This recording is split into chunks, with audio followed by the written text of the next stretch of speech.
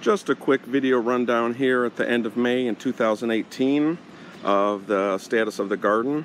As you can see, my dad's got the new deck built, and I managed to find some really nice hanging baskets that kind of go latch right onto the rail here, which is wonderful. So I got some rail planters. There's a honeysuckle. There's another honeysuckle over there on that trellis. So we're gonna go down here. Still work in progress this year. There's some empty spots,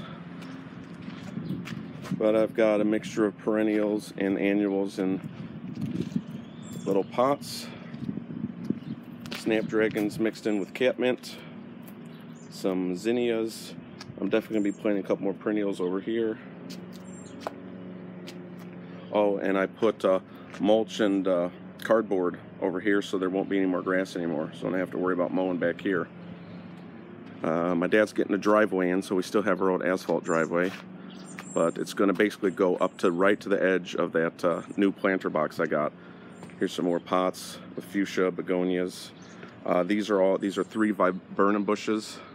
Got a black haw. You have something called a little ditty, and there's a Korean spice right there.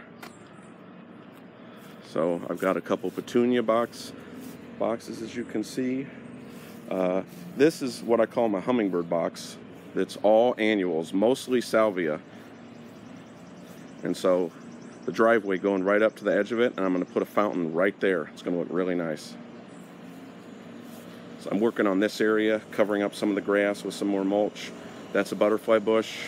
In fact, this is new this year. We bought a Weigela bush that's got really beautiful orange flowers in the late spring that the hummingbirds like, and I surrounded it with lots of butterfly bushes. So we're going to try to let those survive throughout the winter. I'll do my best to keep them alive for next year. So, and these we've already had for a while. There's the Lindera Benzoin. We have a chokeberry and a Red Twig Dogwood that's getting bigger, looking really nice. Here's that other honeysuckle up close. You can see all the flowers it has just all over. That's also for the hummingbirds. Here's my salvias coming up, since this is about the time they start blooming, at the end of May into June. So these will bloom for quite a while, and then I'll shear them and they'll bloom some more. There's the Cardinal Flowers, bee balm. There's some coneflowers mixed in here. There's that one bush from here, so you can kind of see it. There's a, let's see, what is that called? Button bush. We have to trim this a little bit, this tree here, because it just gives too much shade, so we need to open up a little bit of sun there. A lot of these are natives, like these haven't bloomed yet. They're called nodding wild onions. Here's another bush I gotta move. So there's a big open area here that I'm gonna plant a couple more flowers. I'm not even sure what this is, so we're waiting for it to bloom. I'm pretty sure that's Joe Pye weed. There's some swamp milkweed back there. These are golden Alexanders, which are springtime bloomers. They'll probably finish blooming pretty soon. So they're blooming while the other stuff is catching up. Here is my butterfly weed, which I'm super happy came up. It came up late, so we were worried about it, but they're probably just late bloomers. They don't come out of the ground until like May or June. We have a big open area here that I'm not worrying about until I figure out what's going to happen here as far as bushes. And here's some more natives towards the edge of the garden. You got cup plant, you have compass plant, obedient plant mixed in with some goldenrod, and I believe these are New England asters. So I bought them last year. They look real scrawny. They're going to look so much nicer this year. And that's it. Here's a view from like the edge of the garden where it stands right now.